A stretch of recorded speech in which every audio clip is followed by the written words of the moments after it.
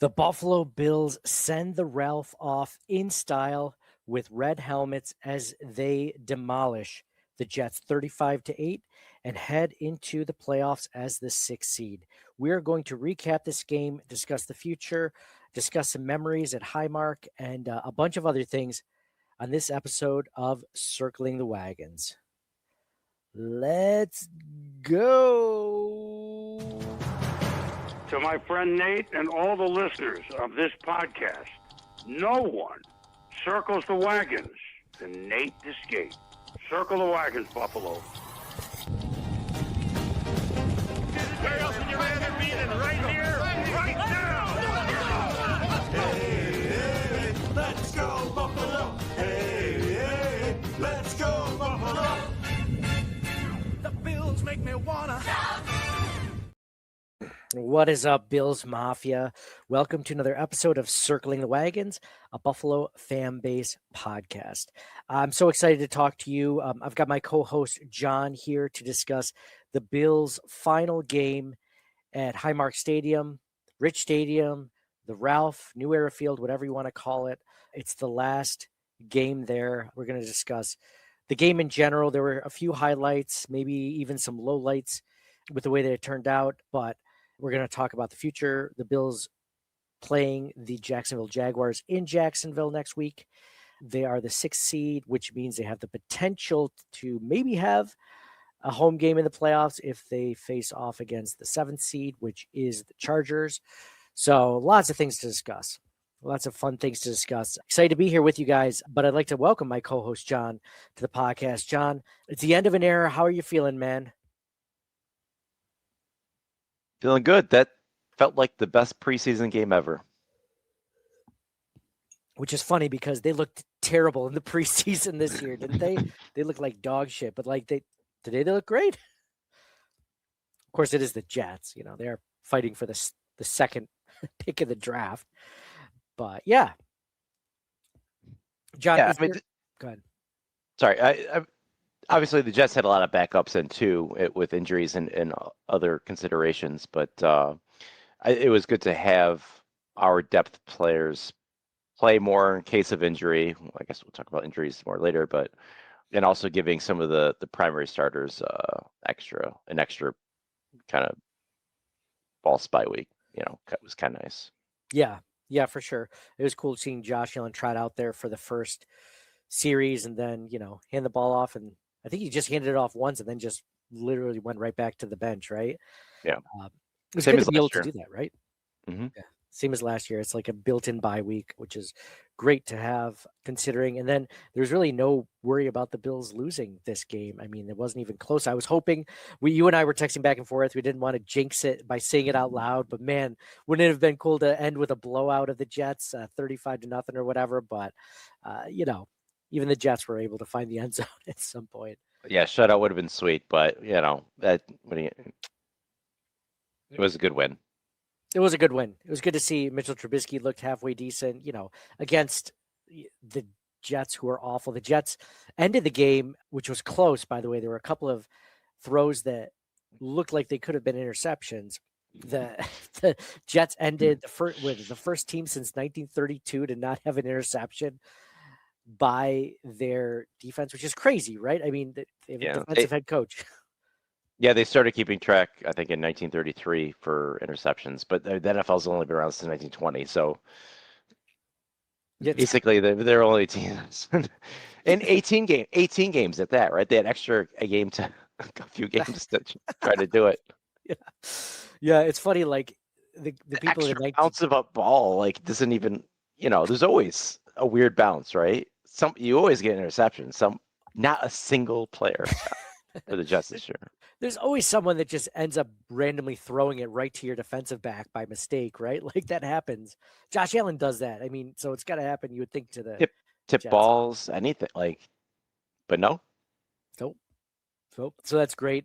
If you guys want to get in, if you're watching this live stream and you want to get in with any of your thoughts on this game or the playoffs or any memories of the Ralph, anything that you have, we're going to share a little bit later, but definitely feel free to get those in. our guy Charlie B is already in. He says today the Bills played like they should every day. You score, you stop your opponent, and keep scoring. No relenting. I like that. I like the fact that it was a completely stress-free game for us. We just watched. You kind of needed them to win too, especially as the Chargers, could have had that potential 6th seed if the Bills didn't win. But yeah, Well, it depends on who you want to play. Would you rather play the Jaguars or the Patriots? Yeah, that's true. That's true. Honestly, I don't know. It's the playoffs. It's going to be hard no matter what. So, exactly. So Mr. Big 921 is in. He says, "Happy New Year. Closing out the stadium with a big win was exactly what this team needed going into the playoffs." It was great. It looked like they did a really good tribute to the stadium, having a lot of ex-players, ex-coaches in, at Highmark today for that. It was a cool send-off.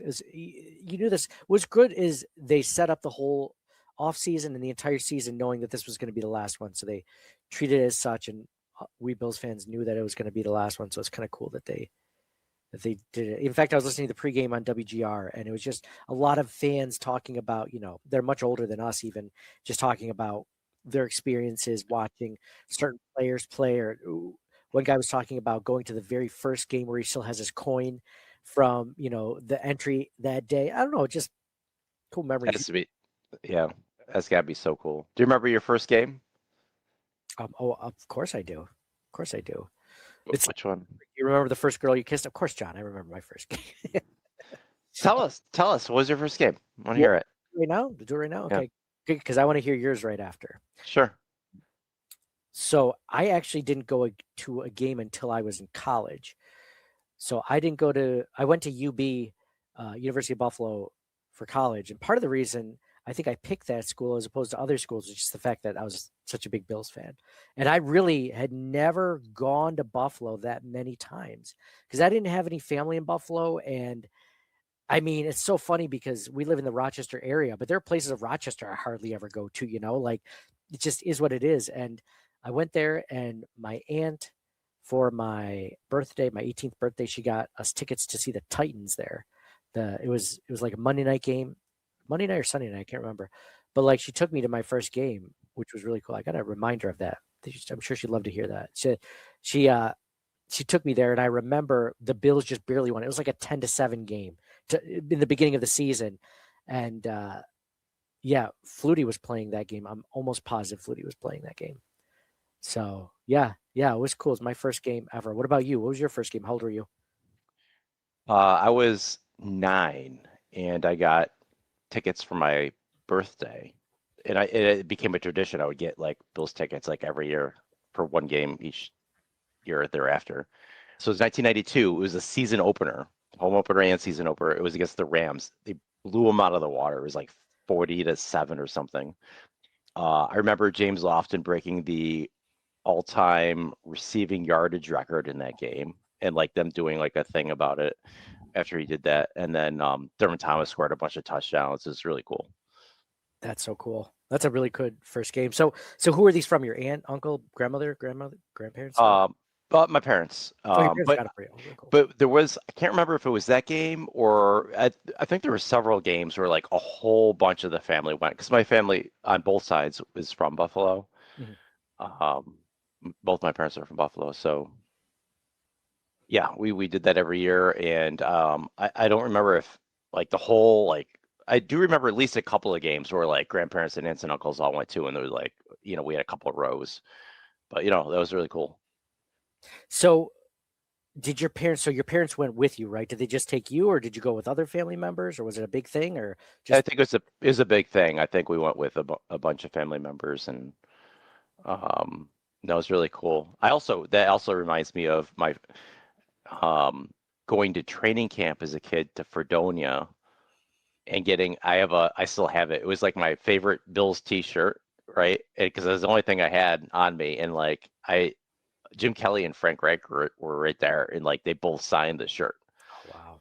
So I obviously never wore it again after that, but I still have it. Do you still have it? That was going to be my next question. Is if you still dude, you are diehard, because people from Buffalo would be like, oh, that's not that big of a deal. Fredonia is not close, but it's like you're from the Rochester area. Like that is not a close drive. Or I mean, your parents were diehards. Like that's where you get your fandom from. And you didn't you say that your parents like gave you a Jim Kelly, not Jim Kelly jersey, but like some Joe Ferguson jersey or something, like when you were a baby?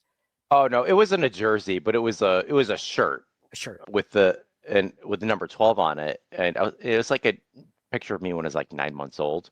Mhm. And the funny thing is, when I was like, older and I first saw the picture, I was like, oh, Jim Kelly, number 12.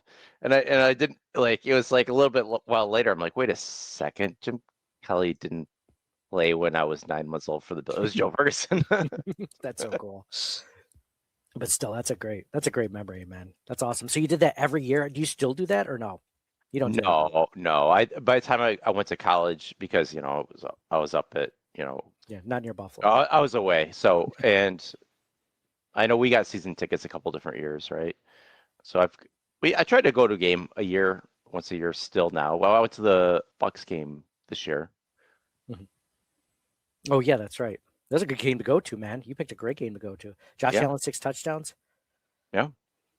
I ended up going to the Chiefs game this year. Obviously, another good game. I had an offer for tickets today, but ended up turning them down for a family function. But that's That would have awesome. been a good one. Yeah. Yeah, it would have been. Mr. Big says never made it to Buffalo for a game, but saw Buffalo versus New Orleans in the Alamo Dome in 2005. I'm sad that I could never afford the trip from South Texas, dude. I don't blame you. That is not a cheap thing, especially now that they're good. It wasn't. I mean, when you and I had tickets, we had season tickets. I think just one season. I think we just got them one season together. But I mean, they were like, I want to say, I think we mentioned this on a recent podcast. They're like $300 for season tickets. Like they were not expensive. It was at 07, 08 or something like that. I can't remember. It might have been 5 something, but it was like rock pile seats and everything. But 5 something barely gets you a game now. It gives you like, it's like 400 for a game.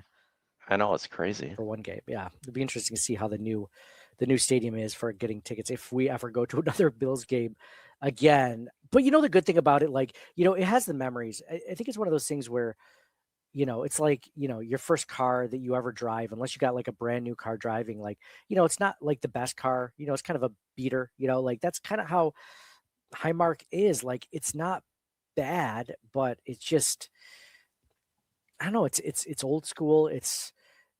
There's a lot of improvements that they've made with the new one that they don't have at Highmark. I mean, it was time. It's one of those things where it's sad because of the memories, but at the same time, like it's time to move on. It's probably is 10 years a little late, like the Bills deserve a good stadium, a big stadium, and all the politics and whatever involved in it. It is what it is. It sucks, but like this is a good thing. Oh. It's an improvement moving forward. Yeah, I think new is good. The only two things for me is, I think the biggest thing is, for a lot of people, they're going to be the prices are going to even go higher. Yeah. Especially the season ticket holders and PSLs and all that. I've heard stories about that. And then the other thing is less seats. Yeah, not ideal. You would rather have a stadium Sell out, right? Like, so that might even be more disappointing. Not to have the decibels and that home field advantage. I don't know. Yeah, maybe it won't matter. I don't know. I'm skeptical about that. I mean, I'm excited for fans that go because with I was talking to someone that went to the game 2 weeks ago, or it was the Eagles game, and the rain sucks, man. When it rains, it's the absolute worst at that stadium, like, because snow is one thing. Snow is whatever. Like, it's annoying. Cold is annoying, but it's not the end of the world. It is what it is. If it's cold, even if it's windy, it still sucks, but it is what it is. When it rains, it's just a miserable experience there. It is what it is. But now with the stadium being like 80% covered for all the seats, or 90% covered, like, you don't have to worry about that anymore. That's like half the battle. So I'm excited for fans to be able to actually enjoy that portion of it. Yeah, and for them putting it across the street, and for us to still have like the tailgating experience. I know there's talk about, move downtown, but then like where you get a park and that kind of stuff and tailgate. So I'm glad that the tailgate stuff is gonna be intact. That's the reason to even go to a Bills game, I think. Exactly. And, as much as people wanted it downtown, that wasn't going to be as viable an option for tailgating, all that stuff. So yeah, that absolutely. And the Pagulas did right by that, keeping the tailgating atmosphere, because, there's no advantage to the Pagulas to help out tailgating. There absolutely is none. There's no financial incentive for them, because the more drunk you get out in the parking lot, the less drunk you're going to get in the stadium, right? So they can't make money out in the parking lots, especially if they're not, lots owned by the Bills. So, kudos to them for doing that. So, John, this game in general, not a whole lot to take away from it. First and foremost, though, John, how sexy were those red helmets? Seeing them for the first time in I don't know how many years, 15, I don't know. It's been forever. Oh my gosh, that's the wall of fame right there. Is the red helmets. I'm watching their fourth string tight end, and I'm thinking it's Andre Reed out there because he's wearing number 83, and I see the helmet. I'm like, wait a second, this isn't right. I know. I was thinking the same thing. Like, all these memories are coming back. It's just this game. I mean, even if they lost, it wouldn't have been as good. But just seeing those helmets was definitely the wall of fame for today's experience. I was so happy that we got to see that. I loved it. I loved every minute of it. I wished they would do it more often. To be honest, I hope they do it again, and I hope that this becomes like once a season, twice a season, 3 times. I don't know, but home opener next year. Yeah, new stadium. Let's do it. When they hoist that banner, is that what you're saying? Hope so. We'll have to talk about that a little bit later with their chances in the playoffs as a 6th seed. But yeah, all right. So yeah, that looked good. John, were there any, besides the obvious amazing thing of the helmets being showcased for the first time, are there any players or any plays or anything that stood out to you on the offensive side or the defensive side, or anything in general?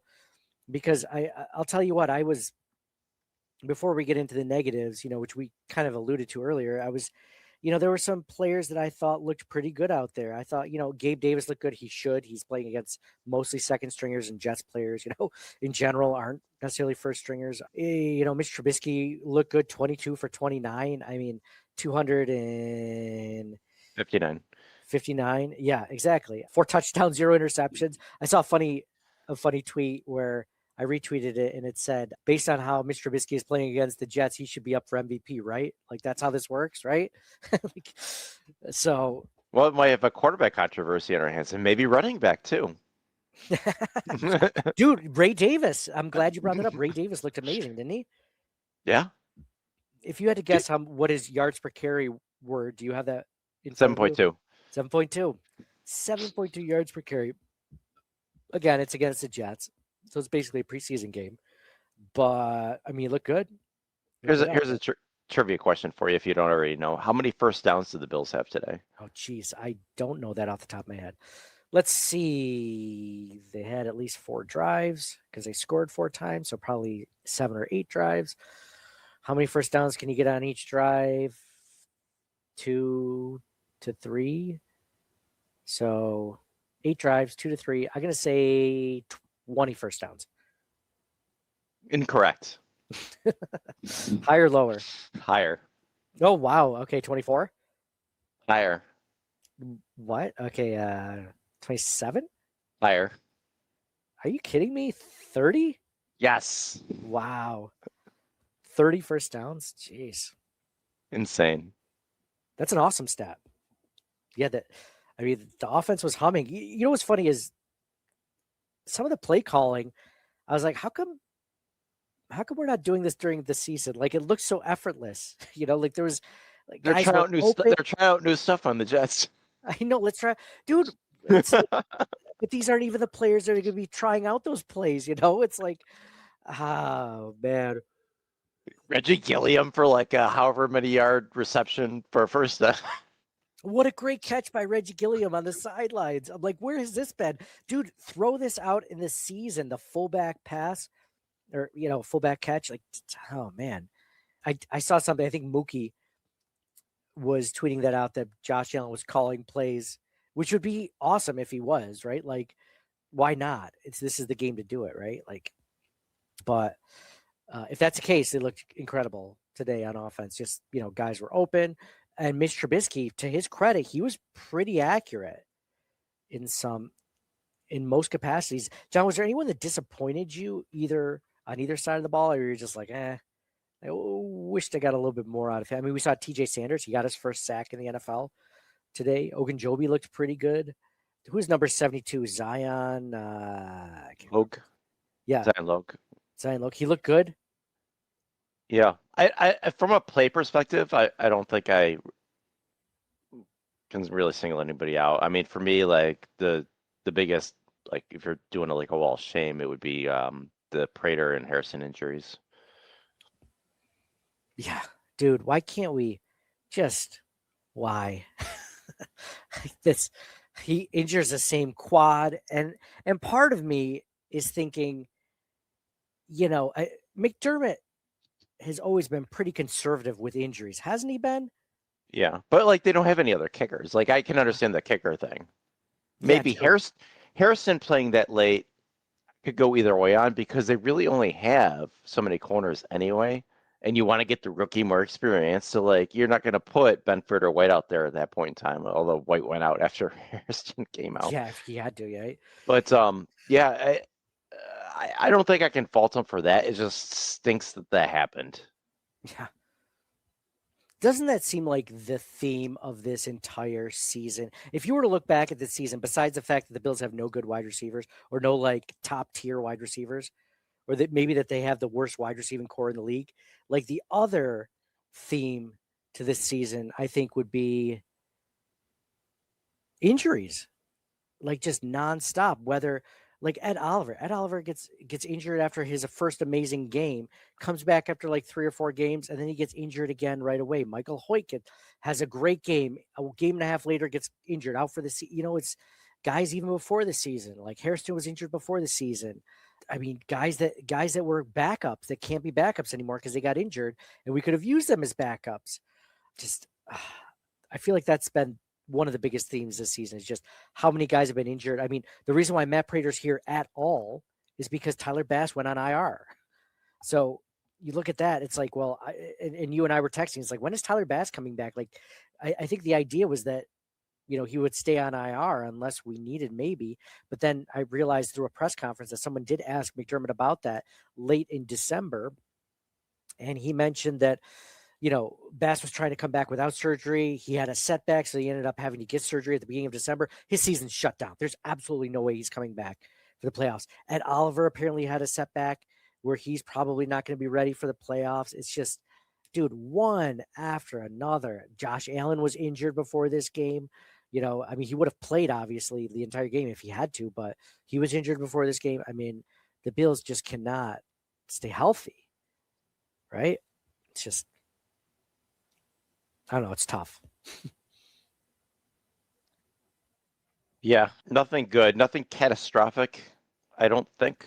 But, like, there definitely been some significant injuries. I think the Hoyt and Oliver ones were pretty bad. And then obviously this last game, Prater and Harrison getting hurt again just before the playoffs. Not ideal. Well, Bernard's hurt before the playoffs.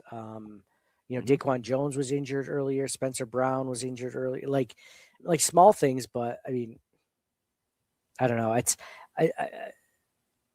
ideally they'd be getting healthier, but we'll see. We'll see. As long as Josh Allen's healthy, like there's always a chance. That's the one thing we have to hang our hat on. Dalton Kincaid was out tonight, a little bit late, more than I wanted him to be necessarily, right? Like we were texting about that. Like, should you pull him? Like, why does he keep getting the ball thrown to him? But he's fighting injury, so we won't probably be getting him 100%. I don't know. But then Dawson Knox is stepping up. He looks good. Yeah. I mean, I know it's the Jets, but like Trubisky looked good. Ray Davis looked good. Like a lot of these other backups looks pretty good. Vandermark, like them getting reps and maybe that added confidence too. That's only going to help if somebody else ends up going down. Yeah, and I'm glad you said that because the offensive line, I mean, that's probably their best. They're one of their best assets besides the running game and Josh Allen is their offensive line, and they're deep. Like they looked good today, making rushing holes and making. I don't know. They're pushing the pot. They're good. Like they're deep and good.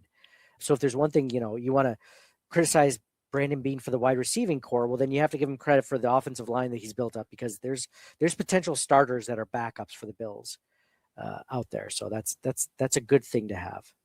So let's see some of the comments I have. Mr. Big said the game went pretty much as expected. Running game continued to be the focal point as the biggest strength of this team. Keep this bully mentality. Keep Brady from calling screens. Yeah, no screen passes called today that I can remember. John Robert is in. He says, concerned about Matt Prater and Max Hairston. I am as well. Johnny, you texted me the tweet from Thigh Doctor saying he thinks it's a lower ankle injury. Thigh Doctor on X thinking it's lower ankle injury. Probably. You said he was in a walking boot after the game. Not a good sign. I mean, at this point, the way that this season has gone, I'm not expecting him for the playoffs, essentially, which is unfortunate because we don't have Darius Slay either. Remember, we claimed him off waivers. He's not coming. And then in order to do that, who did we have to release? Jamarcus Ingram, and now he's with the Texans. So it's like this would have been a perfect game for Jamarcus Ingram to be playing instead of Maxwell Harrison, right? Maybe give Maxwell Harrison the second quarter, but then you take him out for Jamarcus Ingram. They literally didn't have enough people. Dorian Strong is on IR. He may never play again. He was injured. Like they didn't. So like that's not. I don't get like the Darnell Savage. Like, wouldn't you have brother of Ingram? Like, I don't know. What do you mean, Darnell Savage? He was playing today, right? Yeah. What about Ingram? You mean him instead of Hairston? No, like, do they have Savage at the time? Did they have the ability to cut Savage instead of Ingram, or did they not have Savage yet? I don't remember. I don't remember when they got Savage. That's a great question. I have to look that up, but because I feel like Savage is relatively new. Also, Cam Lewis hasn't been having a very good year. No, he's not. He's not looking great, is he? Stepping in for Taron Johnson. Hopefully Taron Johnson is healthy so we don't have to see much of Cam Lewis. But no, I'd agree. He's not having a great year. I mean, Taron Johnson's not having a great season compared to his standards. No. But, all things considered, like the Bills defense, if we want to look forward past this game, what are you most confident in? What are you most scared of, going into the playoffs? I'll put injuries as one of the things that concerns me the most. I think giving up big plays. And the Jaguars are a team that could do that. So I think that kind of scares me going into next week, giving up big plays. Which plays are you thinking about specifically, like passing plays? I think either. Like they're good at containing and like getting them to third down and things like this, but a lot of the time I feel like they just give up a big play. It doesn't matter if it's run or pass game, but just a huge play. That's a good one. That's a good one. Limiting the big plays. Defense, it scares me more that if the other team has a really good run game, those seem to be the teams that the Bills struggle the most against defensively, or a team that has a rushing attack that is like a two-headed monster or something like that. But like I'm trying to think of the Dolphins with A-Chain and the other running back. I can't think of his name. All of a sudden, like they both went off in the loss that the Bills had to the Dolphins. Was it Jalen Wright? Or was it the other, or was it their other guy, Ollie Gordon they had? Yeah, Ollie Gordon. There you go. Yeah, yep. Okay. Let's see. So those scare me. What scares me more than the defense and giving up the big play is how the offense performs. How is the offense going to perform against a Jacksonville Jaguars team who is built up? I'm going to share my screen, John, so you can see the screen I'm looking at, the website I'm looking at. So we're looking at the Jaguars stats, right? So here we have, their stats this season. As far as, their defensive ranks, they're like one of the worst, not one of the worst, but they're not a good ranking. They're like bottom third in the league in pass defense, right? But they're one of the best run defense teams. They are the number one run defense team as far as yards go in the NFL. Like literally one of the best out there. I heard a stat before the game that they haven't even given up a 100-yard rusher yet this season. So that scares me. The Bills offense in general scares me more than the Bills defense, because I don't expect the Bills defense to be great, but I do expect the Bills offense to be able to put up 25, points a game. and make, if the Bills defense gives up 40 points, what can you do? But they don't usually do that. So the I Bills expect offense is what worries me more than the I defense. I expect the Bills offense to put up 30, and if they put up less than that, then I'm disappointed. Every game, you mean, not just this game, next game, any game. Every game, yeah. Agreed. This could be a Brandon Cooks game against the Jaguars. Dude, Gabe Davis revenge game. It could be a Gabe Davis and Brandon Cooks game. I mean, how confident do you feel if the Bills go into this game and they're mostly healthy offensively? Kincaid is back. Kincaid, Dawson Knox they're going to have to throw it downfield if they're going to want to win the game. I think. Agreed. They don't do a lot of that, and I don't know. Well, it'll be interesting to see how they do against this defense trying to run James Cook. How creative can Joe Brady get with this game? Everyone, is saying, "Oh, what is he? What has he got behind? Up his sleeve for the playoffs?" And from my memory, John, correct me if I'm wrong, he doesn't bring in a whole lot of wrinkles in the playoffs. It feels like maybe to the people who study film, who are really good at film watchers, who are really good at watching film and really good at like deciphering different formations and run blocking schemes. Like maybe to those guys are like, oh my God, like Joe Brady is so creative. Maybe. But like passing wise, like this could be the year. I'm hoping. That's why they sucked all year, because they're holding back. Dude, do a tush push at like 3rd and goal, right? And instead of running into the pile, all of a sudden Jackson Hawes splits off and he runs runs out in the flat for a touchdown, right? Like do something like that. Yeah. This is the time of year to do this, right? I haven't even looked at that game. Do you know what the spread is for that one yet? I do know it. I was gonna be in my next trivia question for you. Oh, okay. Okay, you want to do that right now then before I look it up? Sure. Let me see if it's still the same. I don't think it would have changed, but yeah.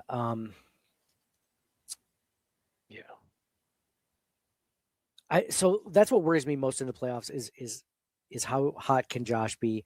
And unfortunately, the last game that we saw, the offense looked really discombobulated up until the end. But the good thing about this team is one thing that I think should give Bills fans confidence is they're never out of it. Even though the Bills, didn't look good offensively, at the end of the game, they were like several feet away from a Khalil Shakir 2-point conversion of winning, right? Like as many mistakes as they made, like the team was in it. They were that close to winning it. So I think Bills fans should be confident about that. So do you have it, John? You have the spread? First off, I'm going to guess the Jaguars are favored in this one. No. The Bills are favored? All right. I bet you it's by like 1.5. That's correct. Wow, that's impressive. That's what she said. It's a nice spread. That's a good thick spread. It doesn't make any sense. So yeah, I'll take that. I was not expecting that. What do they say? If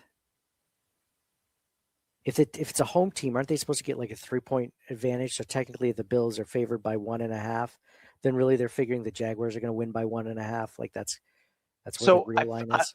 I feel like that's historically been the case, but I kind of feel like over the last several years, it's really like 1 or 2 points, not necessarily 3. Okay, so they think it's pretty much even then, really. That's what I'm thinking. I think it's more of a pick 'em. If it was on neutral field. Now let's remember also this is in Jacksonville, which doesn't always have the best turnout for fans. No offense to Jacksonville. But John, of their 5 losses this season that the Bills had, how many were away? Of the Bills' 5 losses, how many were away? So they lost at home to New England. Mm-hmm. Houston was in Houston.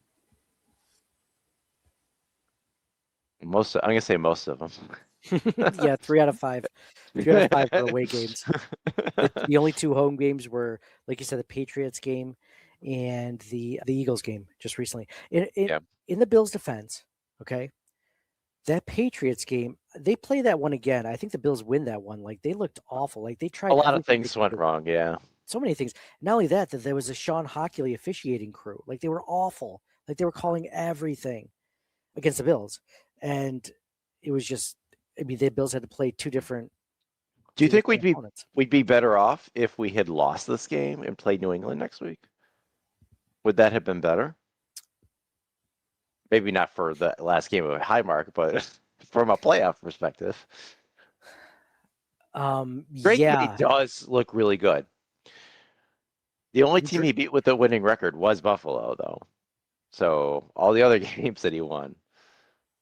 yeah. What they have, like, they have a historically easy schedule. Like going back to like the 30s, like they have one of the easiest schedules ever in NFL history. I'm so glad that they don't have that first round bye, though. That is Well, me too. huge. Me too. Me too. I'm glad Denver got it because I'm not scared about Denver at all. No, They have a great defense, but the offense I'm not worried about. It's similar to Houston, really. Even though I didn't want to play Houston in the first round either necessarily. Mhm. The Colts scored 30 points with their backups, though. I mean, not Well, their Houston backups, but pulled. they're starting. Yeah, Houston pulled their starters after the first half, though, too. Did they? Okay. The Colts are still putting up points, though. Yeah. Bills play that game again. I don't know if it goes the same way. Both their tackles were injured in that game. I don't know, man. There's lots of things you could take Right. away from those. Man, there's just the good thing that you can look at it is the Bills were never out of any of these games. They made a few comebacks, like against good teams like the Ravens and the Patriots. There's another Bengals. Bengals. Thank you. Another game I'm thinking of that was the Bengals game.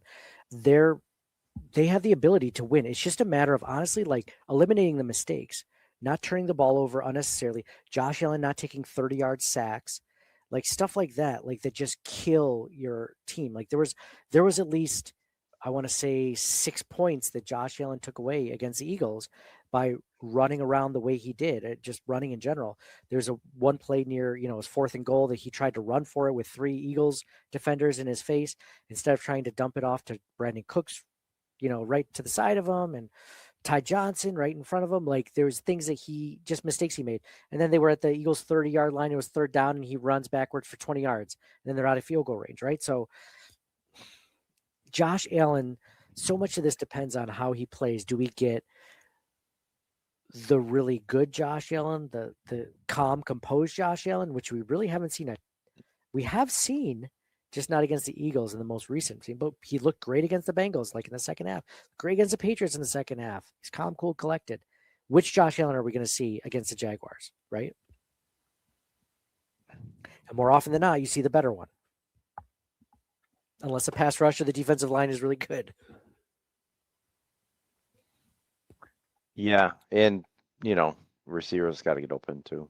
Oh yeah, that whole receiver thing, John. But Dalton and Kate. Yeah, Kincaid. You see a play where Keon Coleman, he had that 38-yard reception. He was like wide open, like nobody within 15 yards of him. He caught the ball and he almost didn't look like he knew what to do with it. It's like, oh, what? John, when was the last time you saw a Bills wide receiver that open? I didn't know what to do. Oh, and it wasn't because he got separation. They just lost. They just didn't. They just stopped covering him.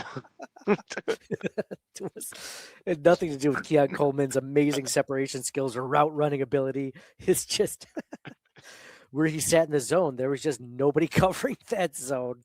And he could oh my gosh, I can actually run with the ball. What do you think of Keon Coleman just in general? I was glad that he was active today to get some experience, but yeah, I don't know. There was one play where I saw him basically with his hands in his pockets when the ball went to the other side of the field, not really doing anything.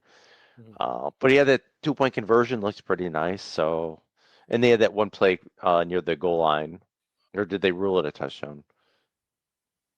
No, that was the other. No, it was close to the conversion. Yeah, 2-point conversion, and he had one catch that was to the 1 or 2 yard line or something. Yep. So I don't know. I think it was fine overall. Doesn't give you any more confidence going into the playoffs. So you're not oh, he's going to be a factor at all. I don't. Oh, I don't. he's probably their sixth receiver, right? Like, Yeah.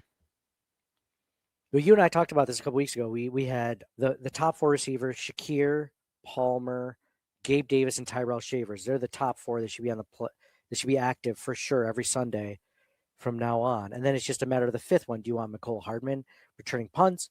Do you see an advantage of having Keon Coleman in there, which I don't necessarily know if there is one. I mean, Gabe Davis, as far as I'm concerned, Gabe Davis is the guy over Keon Coleman each and every week. Like there should never be a day where, unless Gabe Davis is injured, that he should be inactive. no, and I think the reason why they had Coleman returning punts today was to see if there was more of a reason to try to keep him active, and I don't know if I saw it. Do you like how the announcers were talking about it? Is like, oh, he's only at the 37-yard line. He's figuring out a short punt.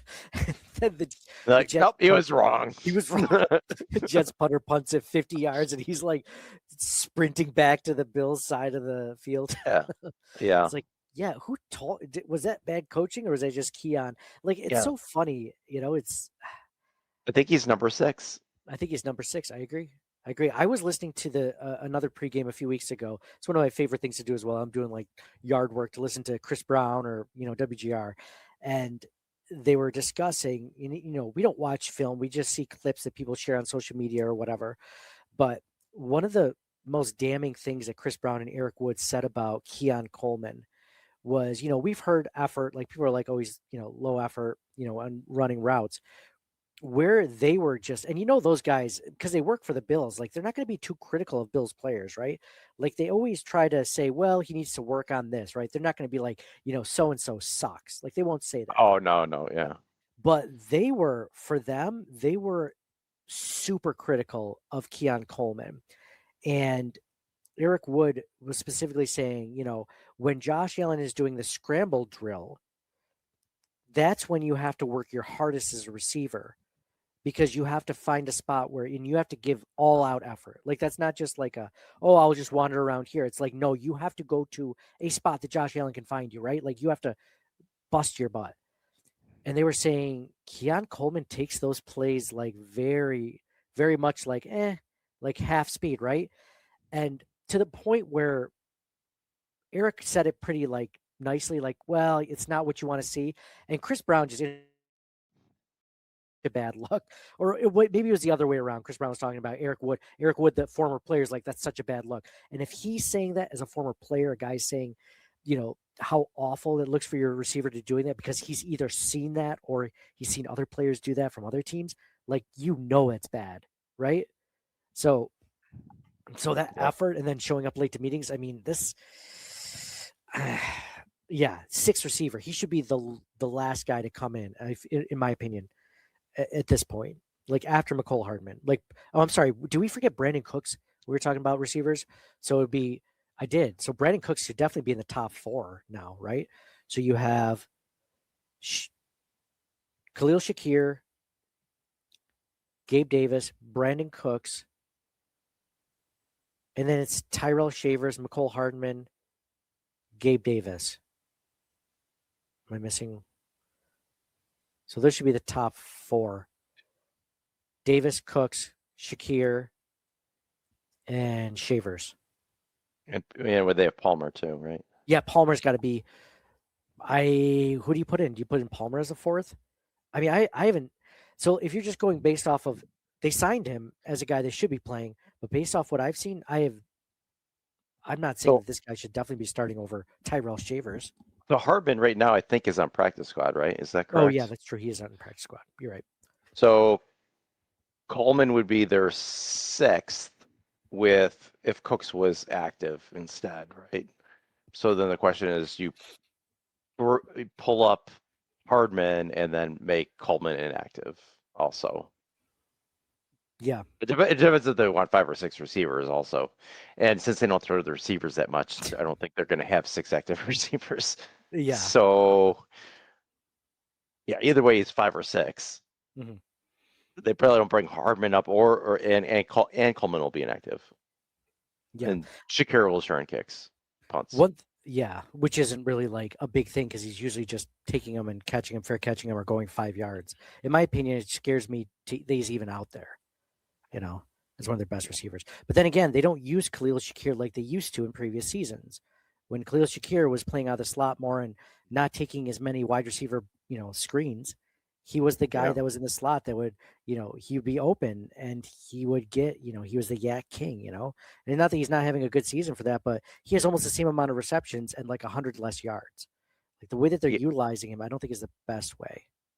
I think it's also other teams are just keying in on him because he's their best receiver, and to have your best receiver be a slot guy isn't really ideal either. No. Oh, well, yeah. So things that concern us, right? But I mean, ideally, so like talk about just pass catchers in general.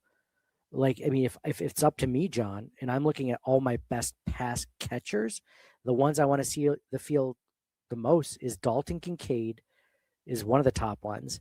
And then you either have Shakir as one of the top ones, and then it's Gabe Davis is another one, and then maybe Dawson Knox at this point. Dawson Knox or not Tyrell Shavers, Ty Johnson. Ty Johnson is one of my favorite receiving backs that the Bills have.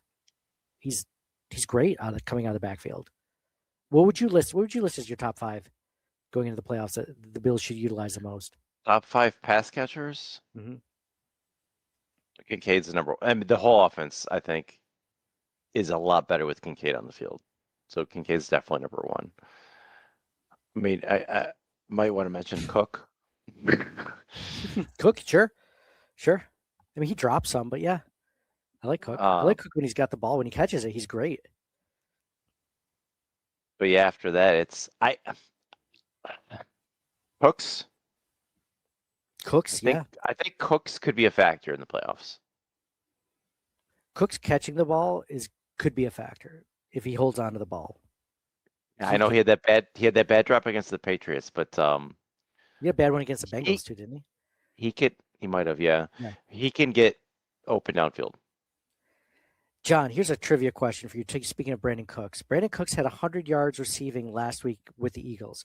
How many other 100-yard receivers, tight ends did the Bills have throughout the rest of the season besides that one Brandon Cooks game? Not even games, like how many receivers? Because you can have technically 2 or 3 in one game, technically, but you never do. But how many wide receivers or tight ends had, not different ones, but like how many times did it happen, I guess? 0? 0.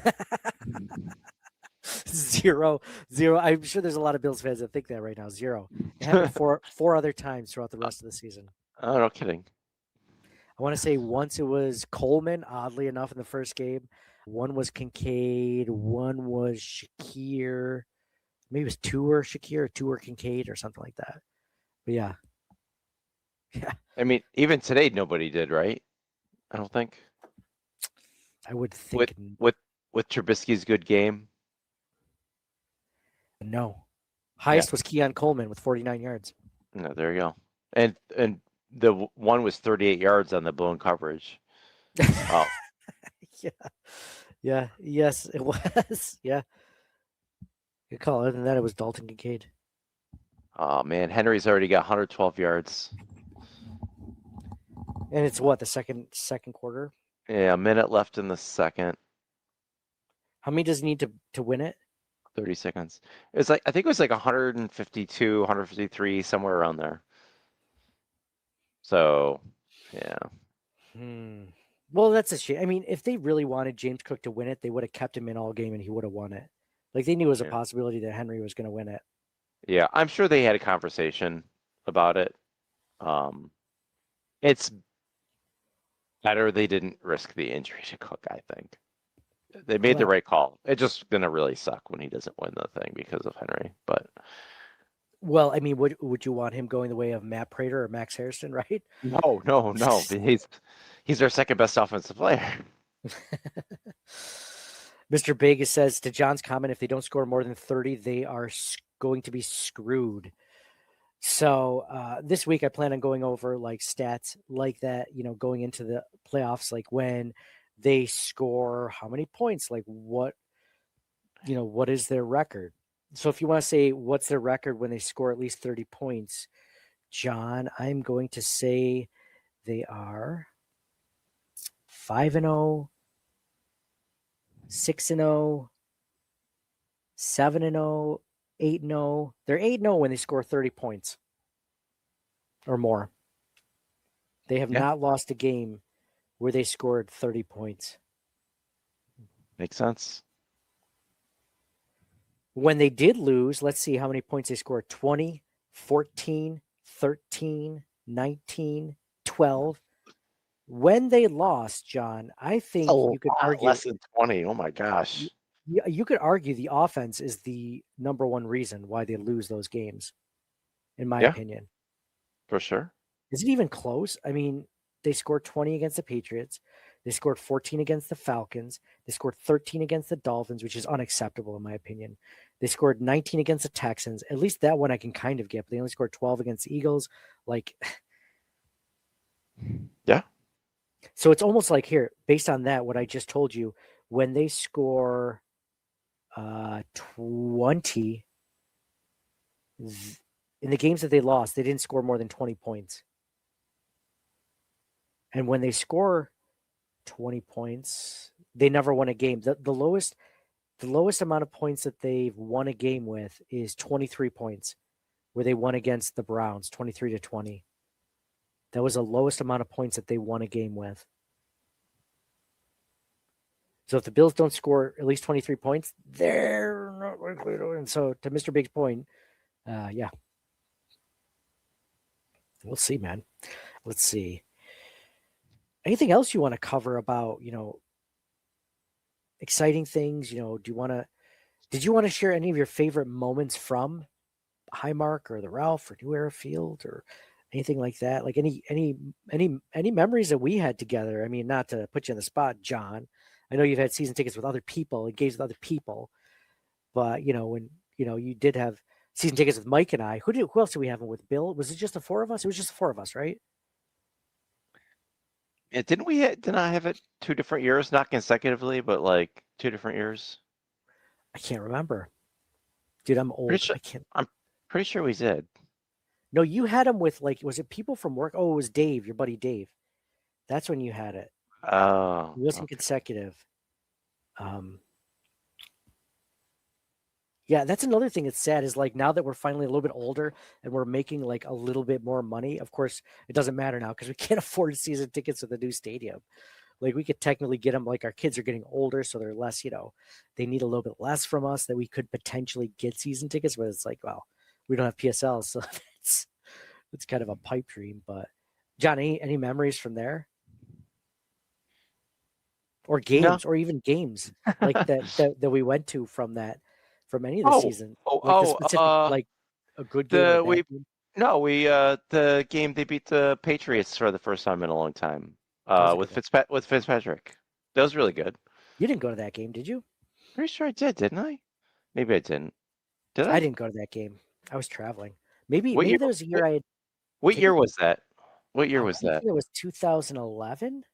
Did I have season tickets that year? You might have had season tickets. Dude, if you went to that game, you'd have remembered that one.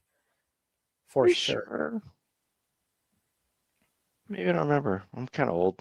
The most memorable games I remember. So as a kid, obviously the 51-3 Raiders game for the first AFC Championship where the Bills won it and made it all the way. That was you were at that game? No, so now I'm just talking about games in general. So I'm sorry. Oh, okay. I was like, oh my God. Yeah, dude, I was 7 years old. That was an amazing game.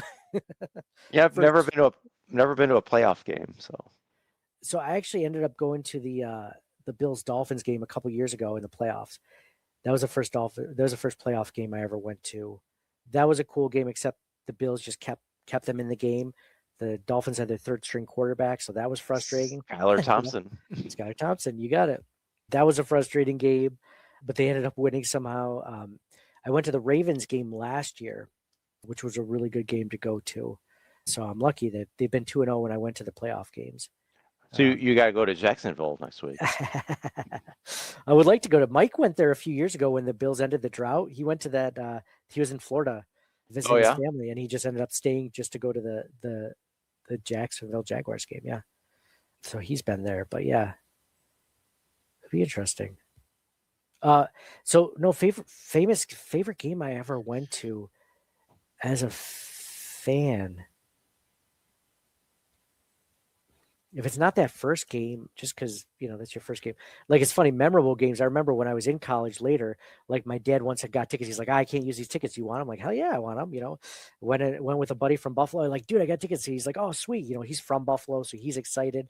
Like, we're both excited. We're going as like college kids with like no parents or anything, 19-year-olds or whatever.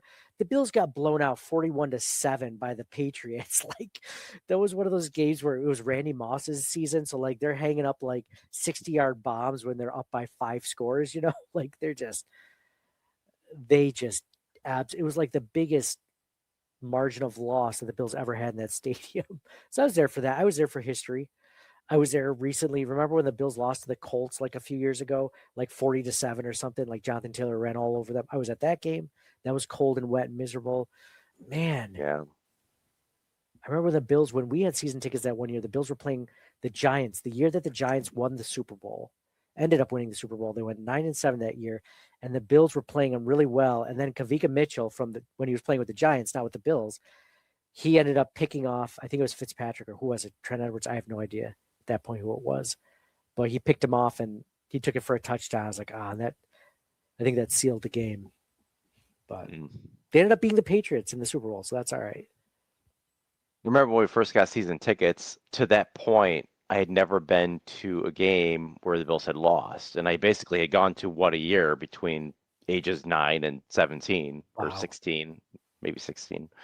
They're like, oh, well, they're going to win every home game now. That was, because that was like prime drought years too, right?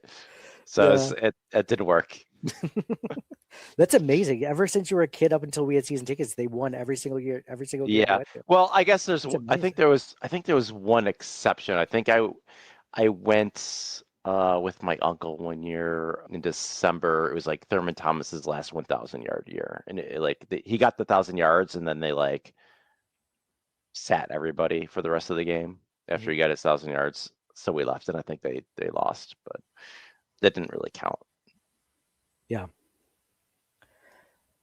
I'm trying to think of things that I'll miss the most about that stadium and that stadium experience that won't be carried over to the new stadium, or like, because you could talk about tailgating. Like, I love tailgating with you guys. That was one of my favorite moments of like that season that we had tickets, or this 2 seasons, was like just tailgating. Like we were at a point in our lives where like we'd go early, we'd tailgate all morning, and then we'd go to the game, and then we'd stay after because we didn't have to go home to anything. It was like, might as well just stick around. Like we'd cook again, we'd have a fire if it was cold or whatever, and then just like throw the ball around. Like those are like, the 12-hour day, easy 12-hour day. Yeah. It's like such a simple part of life, but like, looking back, like some of my fondest memories of like, hanging with you guys. So that was always fun, watching, like walking the parking lots and seeing the tailgating going on in different places, which, became super famous when social media really took off. I mean, there were things that if like you could take videos of that were going on at that season, like they'd probably go viral today. Like some of the things, not a ton of memories of that, but like, like you ever see the area in the stadium where you have to cross the stream? Like, I feel like we did that once or twice for some reason, the season tickets, either we parked somewhere different or whatever. Like that we've done a ton, in that. And I don't think the stadium specifically is what I'll miss the most. It's just the games at the stadium. So, I mean, we went there when we had season tickets. They didn't even have the other scoreboard in the other end zone. Remember, it was just in the one end zone. So we always had to like look behind us in the rock pile to see what the hell was going on the other side of the field. Oh yeah. Once they cross the 50, it's like I can't see anything anyway. It's always like I like sitting in the last few years that I've gone, maybe 3-4 years now, or at least the last 3 or 4 games that I've been to. We got seats in like the 300s. It's this high up, like you can see everything good. Mm-hmm.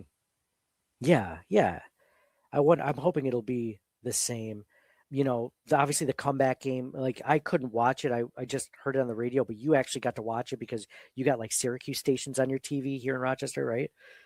Yeah, my dad had an antenna up in the attic or whatever that could reach Syracuse, and it was fuzzy, but we could see the game.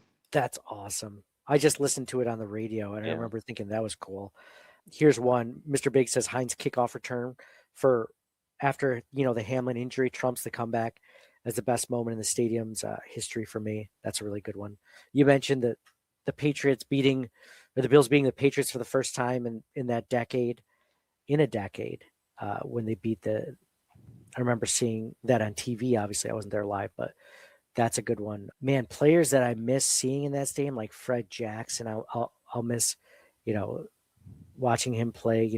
Eric Moulds, some of the players that you grew up watching, man. Like just like so many good players to come out of those teams that, even in the drought era that you look back fondly on. And you're like, oh, it's like an end of an era, literally, and I think that's what I'll miss the most. But I mean, it's not like we're losing the team, right? So like, it's good to be like emotional and sentimental about it. But like, we'll just make, those memories don't go away. It's just going to be in a different location, right? A better location, really.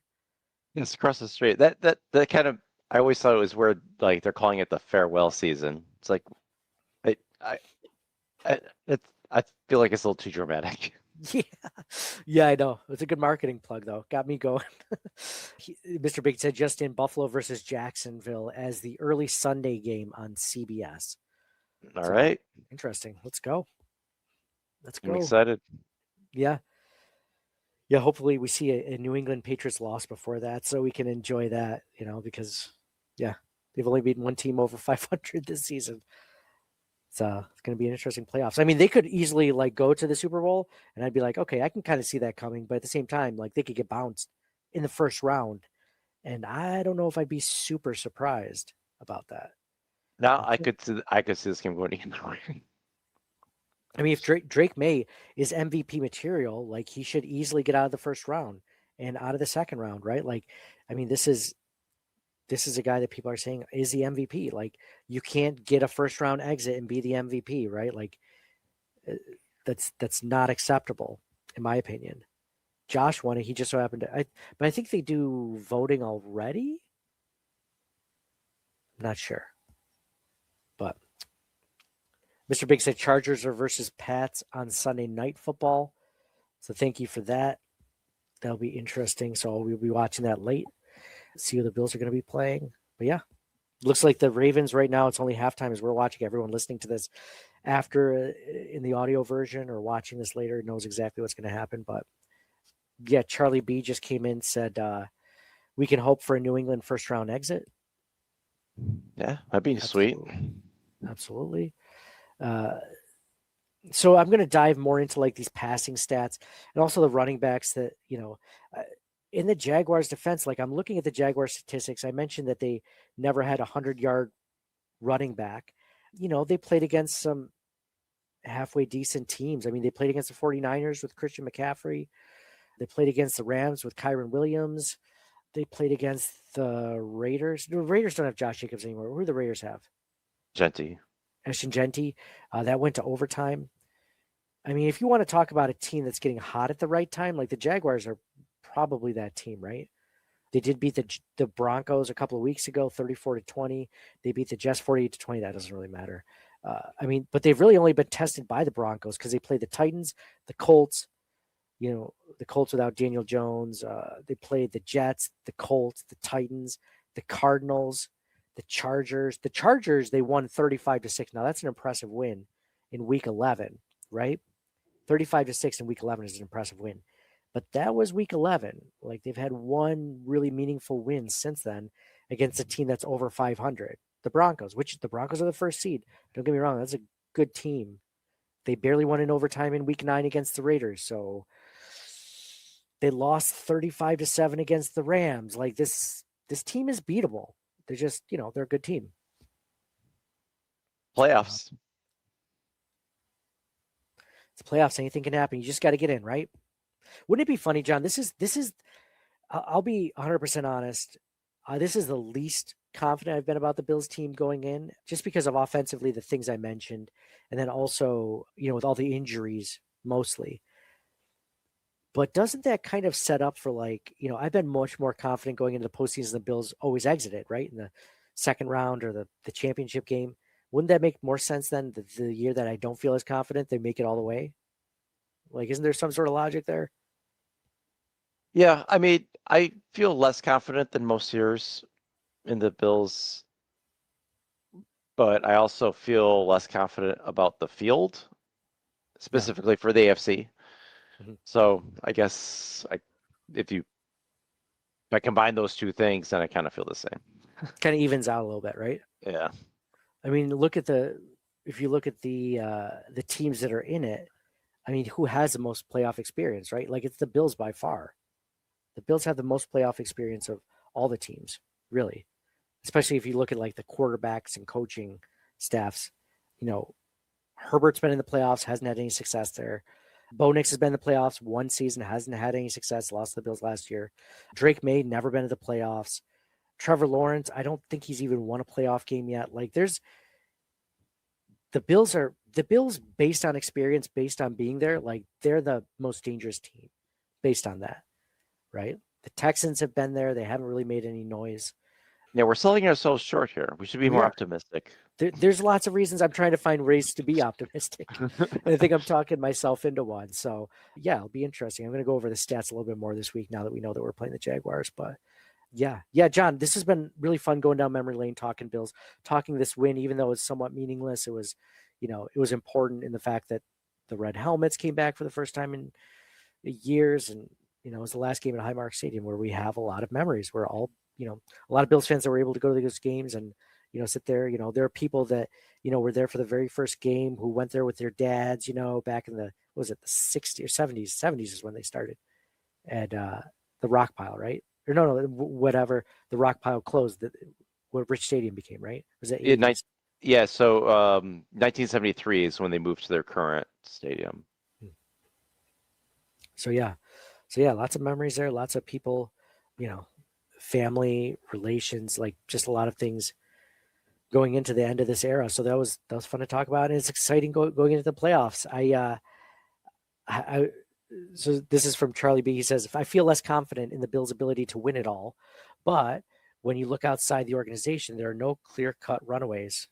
So that's kind of what we were talking. John, I didn't even mention the tweets here. Let me do those real quick. Let me see if I got some good tweets before we do the giveaways. Let's see. I forgot about the giveaway. See, I'm glad you remembered. I even asked you to write it down, John. Jeez. I did. It's in big letters. And I forgot still. All right. Let's see. Hold on, I'm trying to get to my profile. Let's see where I posted the last tweet. It says we're live. Our beautiful faces. Okay. Any hot takes after this victory? I also asked about favorite memories as well. Michael said watching a Jim Kelly / Ted Marchibroda led offense run the no huddle Keon on the opening drive against the Colts so effectively that they didn't know what hit them and called a timeout to try to slow the Bills down, and the Keon was born. That's really good. The Winter Classic, I can't believe I forgot that one. The Winter Classic, that was a good one. I asked for hot takes after. David Leary says, keep the helmets for the playoffs. Find a kicker. Yes. AJ Tharp said the Jets made us look like $1 million. I haven't seen our receivers that open all year long. Praying Prater and Hairston are okay. We can't let next week come down to a kick. Yeah. Yeah, John, if we're going back to ways that we might not feel so confident, that's one of the reasons I might not feel as confident. Big Mike is back and he says, hot take. I appreciate that Josh wants to be an Iron Man with a consecutive game streak, but the 2 times he's come in and just ran one play most definitely cheapens the accomplishment. Sure. I'd also say that he does more than most quarterbacks running the ball, so maybe that evens out. David T says Mitch Trubisky looked better running this offense than Josh Allen. He gets the ball out on time and doesn't hesitate like Allen. Well, he's also playing against the Jets, 4th stringers, right? Or 3rd stringers, 2nd stringers. But yeah, he does. He definitely ran that much more efficiently. I will not disagree with that, John. I think that, rolling out like he found an open guy. There was a lot of rollouts today, which I liked. I think they need to do that more with Josh Allen. Matt Jones says the red helmets should make a permanent return. I agree with that. The Mafia Mentality says that we're spanking Jacksonville next week. Cook running for 150 plus and winning by 10 plus points. Oh, man. I love that. And then Dan Duffy says injuries are a big downer. And then MH says WTF was Max in the game. Gave up 35-0. Yeah, we kind of talked about that as far as why that was done. But still, I don't know if I would have agreed with that. Agree with that one. So if you'd like to be part of our giveaways we do each week on the podcast, if you'd like to leave us a 5-star review on Apple Podcasts, you can do so. Just finding us on Apple Podcasts, Circling the Wagons, and then just leave us a 5-star review there. Also, if you want to leave us a 5-star review on Spotify, you can do that. Just screenshot me the 5-star review so I can put it on there and get you in. If you want to leave comments like Big Mike has been doing, like Charlie B has been doing, like John Roberts been doing, like you guys do that during the show, I'll get you in on the podcast giveaways as well. I'd like to do that. And so here I'm going to share the screen. We're going to give 2 giveaways. People have been going back and forth with the different giveaways. So this week we're giving away a Taron Johnson signed jersey and a Don Beebe signed jersey to the winners. So the first winner we have is Margie Lube. That's Margie Lube, Margilube. And then the second winner is Charlie B. Wow, I did not make that up just now. Charlie B.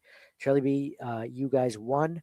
Make sure to message me, DM me, email me, ctwpod@gmail.com. Let me know, and I will send that over your way.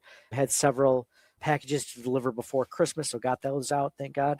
And so we'll go from there. So thank you guys all for listening. Thank you guys all for watching.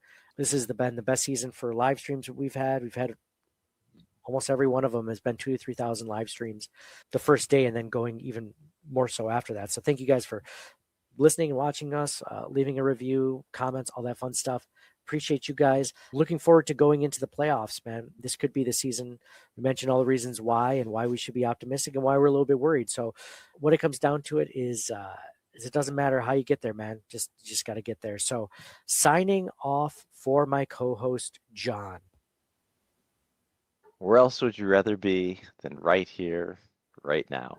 Go Bills. Absolutely. And for me, Nate, go Bills. It's been a fun one. We'll be thinking about Highmark, but we'll also be enjoying the new stadium. So love you guys, and we'll talk to you all again soon. Thank you for listening to the Circling the Wagons podcast. Download and subscribe to us in your favorite podcast service. Email us at ctwpod@gmail.com. That's Charlie Tango Whiskey Pod@gmail.com. Follow us on Facebook and Twitter at CTWPod. And most importantly, go Bills! Nobody circles the wagons like the Buffalo Bills. Nobody circles the wagons like the Buffalo Bills, Nate. Well, listen, the whole show is called Circling the Wagons. Say no more. I love it.